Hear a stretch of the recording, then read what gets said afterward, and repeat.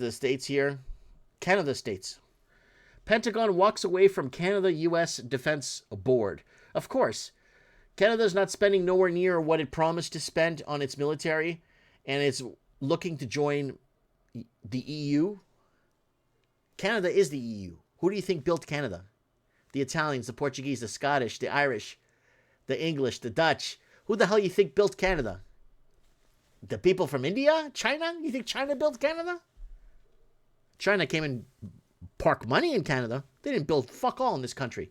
And now Pentagon walks away from Canada-U.S. Defense Board. And the Trump administration is walking away from a long-running body that works on Canada-U.S. defense initiatives. Let's put this in here.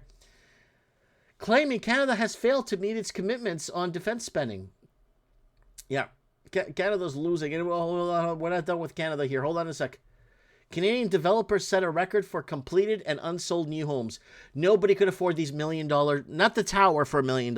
If you're watching this in America, yeah, the tower's $1 million. No. The unit over here is $1 million. The little unit there. You can thank China for that too, by the way, guys. Canadian real estate went from a speculative asset with global demand to a glut in just a few years. And we warned you about this.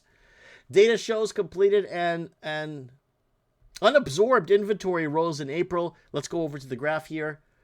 Let's see if we have a graph. We don't have a graph here? I guess it's a video? There it is right there. And there's the unsold.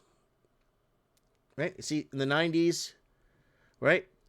We had an oversupply in the 90s, and then boom, 2008 hits, boom. 2010 right here hits, boom. Bring in the dirty money, boom. Pandemic, the plandemic hits, boom. And overbuild, boom. Look where we are here, boom. Just like that, kaboom. Let's move on. Canadian real estate demand balance hits the weakest level since 1995. And let's look at a graph here. Oh, wow. Whoa, that's some scary stuff. So Canadian real estate prices climbed for the third month. Canadian real estate prices composite. So it's still holding on to life, but $666,000 for a benchmark. No one's going to spend that money in Canada, not with the taxation. And Canadian real estate prices climbed for a third month in a row. That's there it is right there. But look at that $800,000 mark. It's plateauing. It's going to crash. It's got nowhere to go but down from here. And supplies versus new listing hit a 6-year high. So there it is. Canada sees new listings hit 6-year high. So we're seeing the oversupply in the market right now. Unless Canada could do something with China to get more dirty money in, I don't even know how they're going to do it anymore. Canadian real estate demand balance hits weakest since 1995. Here we are. Woo! Oh, wow. So Canadian sales to new listing ratios, SNLR for April.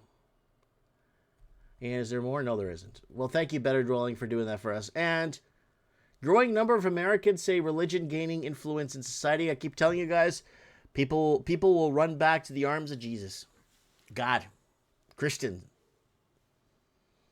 We've been saying it for years. People have been making fun of us on this channel.